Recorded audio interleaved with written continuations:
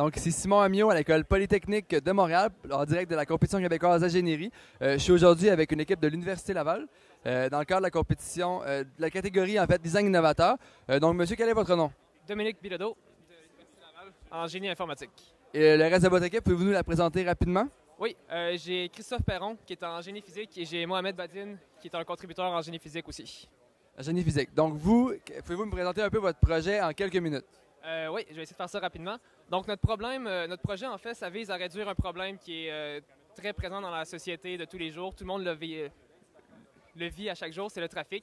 En fait, ce qu'on essaie de faire, justement, c'est de réduire le trafic par les feux de circulation. Le problème avec l'optimisation des feux de circulation, c'est que le trafic est un phénomène qui est absolument non linéaire. On ne peut pas faire de modélisation mathématique, que ce soit en essayant de représenter le trafic comme fluide ou en particules. Chaque voiture a un comportement différent, puis ça devient rapidement un problème beaucoup trop complexe pour essayer de l'optimiser. Donc, ce qu'on propose, en fait, c'est un algorithme génétique qui va, par essai et erreur, trouver la solution optimale. Et justement, pour prouver notre idée, on a créé un simulateur qui peut faire jusqu'à une infinité de feux de circulation pour simuler une ville. On peut simuler une année en quelques secondes seulement. Donc, on est capable avec ça de voir que notre algorithme, qui par essai-erreur trouve la solution optimale, est capable de converger vers une diminution de 10 % du trafic en environ 60 jours. Quand même. Et qu'est-ce qui est innovant dans votre projet directement? Ce qui est innovant dans notre projet, c'est qu'on va utiliser justement aucune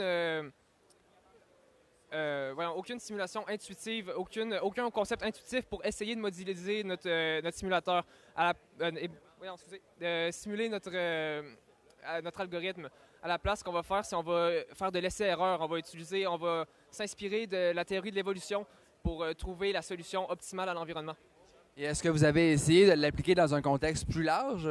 Non, pas encore. C'est la prochaine étape de le faire justement en réalité. On va d'abord raffiner le simulateur pour avoir un modèle encore plus représentatif de la réalité. Et si on voit que ça marche encore mieux, on va l'implémenter à grande échelle.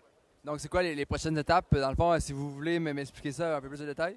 Oui, premièrement, il faudrait être capable d'acquérir des données sur le temps d'attente des voitures, par exemple en utilisant les données de Google avec le GPS ou encore en installant des infrastructures de caméras ou de détection Wi-Fi. Et ensuite de ça, il va falloir installer nos algorithmes sur les feux eux-mêmes.